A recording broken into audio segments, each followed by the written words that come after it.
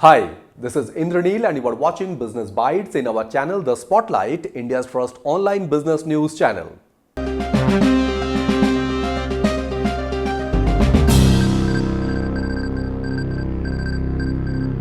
In today's Business Bites, first news we have Dream11 may exit from 358 crore jersey deal with BCCI after the Indian government bans fantasy games.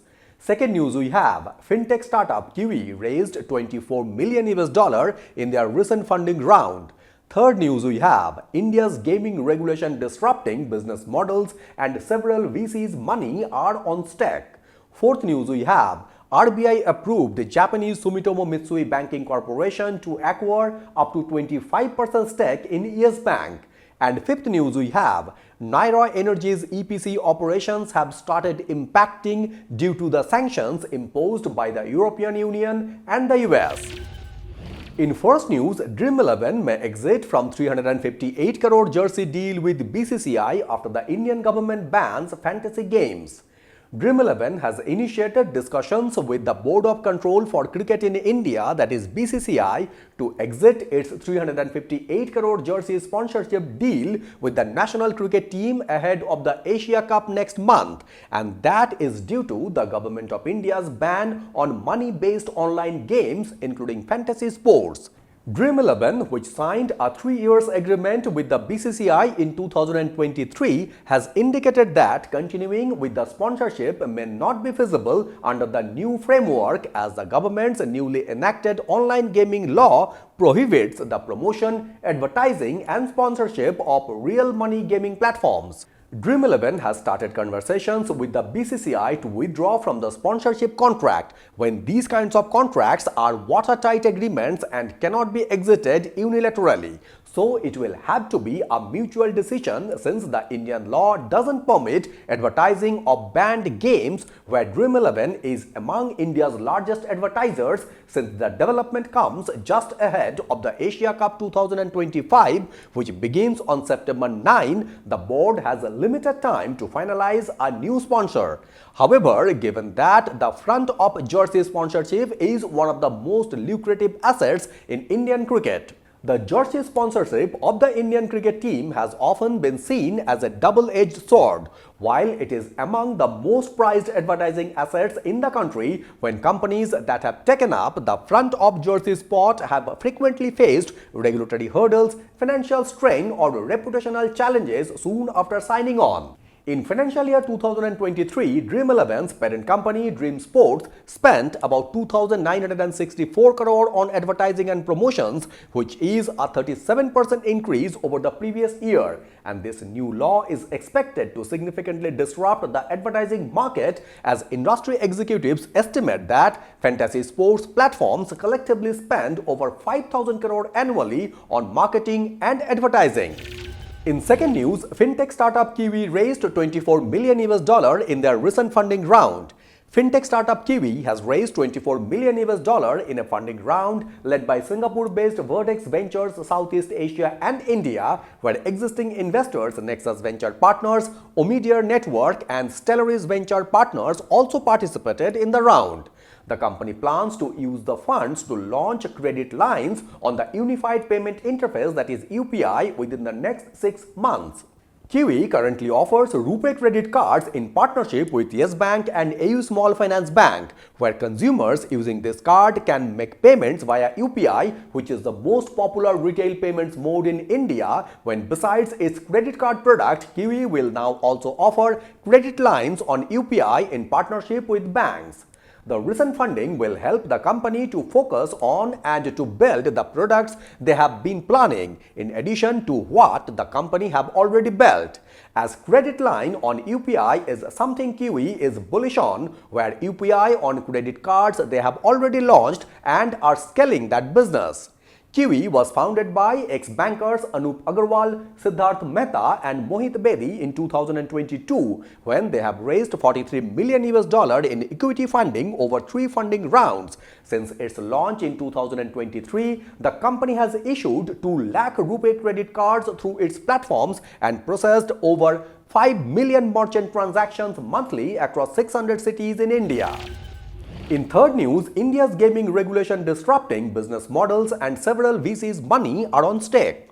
With the central government of India imposing a blanket ban on real money gaming, nearly $15 billion of investment value in these startups is beginning to weigh heavily on venture capital investors as companies and their backers scramble to figure out the next steps for an industry that has collectively raised $2 billion. While Dream Sports, the parent company of India's largest fantasy sports app Dream11, has started piloting a wealth management product, Winzo Games is expanding into the US market along with launching micro-drama offerings. Global and domestic funds including Tiger Global, Z47, Think Investment, Pick 15 Partners and Malabar Investments have backed companies like Dream Sports, Mobile Premier League that is MPL, Games 24/7 and Zoopy, which are now in trouble as the sweeping ban has disrupted business models and forced several platforms to sell money-based games. Real money gaming has been a large cash-generating operations for these startups, which have largely been profitable when for the fiscal year ended March 2023, Dream11 reported revenue of 6,580.8 crore with a net profit of 443.6 crore. Meanwhile, Mumbai-based Games 24/7 posted revenue of 2,023 crore with a net loss of 199.6 crore in financial year 2023, while Bangalore-based Gamescraft reported revenue of 3,521.4 crore in financial year 2024 with a net profit of 947.8 crore. For last couple of months, gaming companies are considering alternatives from testing overseas markets where real money play is legal to shifting towards free ad-supported contest formats. However, according to industry experts, the advertising model will be far less profitable in comparison to real money gaming, given that engagement on apps will decline as the money element is taken away. In fourth news, RBI approved Japanese Sumitomo Mitsui Banking Corporation to acquire up to 25% stake in Yes Bank. The Reserve Bank of India, that is RBI, has approved the application of Japanese giant Sumitomo Mitsui Banking Corporation to acquire up to 24.99% in Yes Bank, when the RBI has further clarified that Sumitomo Mitsui Banking Corporation would not be classified as a promoter of the bank. The Reserve Bank of India had conveyed its approval to Sumitomo Mitsui Banking Corporation on Friday. On May 9, 2025, Yes Bank disclosed to exchanges that existing investors want to strategic secondary stake sale. Yes Bank disclosed that Sumitomo Mitsui Banking Corporation is set to acquire a 20% stake in the private lender, where the 20% stake sale is valued at around 13,500 crore as the banks are selling their stake at 21.5 rupees a share. Out of the 20% stake, Sumitomo Mitsui Banking Corporation to acquire 13.19% from the State Bank of India and 6.81% collectively from several other shareholders including Axis Bank, Bandhan Bank, Federal Bank, HDFC Bank, ICICI Bank, IDFC First Bank and Kotak Mahindra Bank, where Sumitomo Mitsui Banking Corporation will appoint 2 new nominees on the board. The bank stated that Sumitomo Mitsui Banking Corporation has received approval to increase its holding to 24.99%, which is valid for 1 year and is subject to compliance with various regulatory frameworks including the Banking Regulation Act 1949, Foreign Exchange Management Act 1999 and RBI's Master Direction on Shareholding in Banking Companies. Further, the transaction is subject to clearance from the Competition Commission of India and fulfillment of other customary conditions precedent outlined in the original agreements. On that context, the Yes Bank board was suspended in March 2020 and a consortium of lenders bailed it out in a regulatory mandate.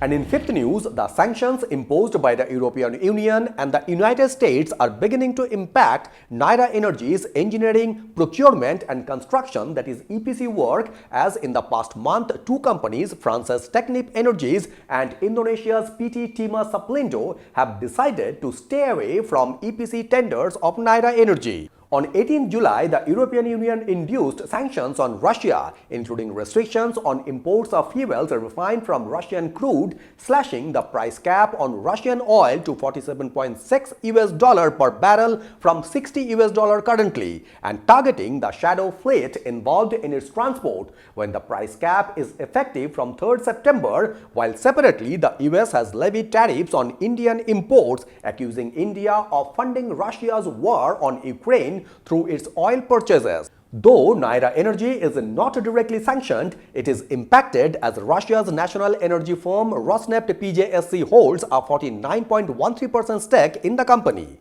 Rosneft and a consortium of international investors, Trafigura and UCP, acquired Essar Oil's 20 million tons per annum complex refinery from Essar Energy Holdings and its affiliates in August 2017 for $12.9 billion. Technip Energies could have been one of the players for the front-end engineering design for Naira Energy's polypropylene segment, but instead decided to stay away from it, while EPC contractor PT Tima Saplinto is reportedly staying away from installing a single-point mooring system and pipelines for Naira Energy's 20 million tons per annum refinery in Wayanad, Gujarat. Naira Energy's refinery has embarked upon a 70,000 crore, that is $8 billion investment in the long term across petrochemical, ethanol plants and marketing infrastructure expansion, among other projects. The company is setting up a 1.5 million tons per annum ethane cracker at its refinery. Naira Energy has invested more than 14,000 crore since August 2017 in various projects in India, including upgrading existing refining facilities, investing in a new petrochemical plant and other new infrastructure projects. So these were the top 5 business news from Business Bytes in our channel The Spotlight, India's first online business news channel. I'd like to request you to please subscribe this channel so that you can have all the updates from our end. Thank you very much for watching Business Bytes and signing it off.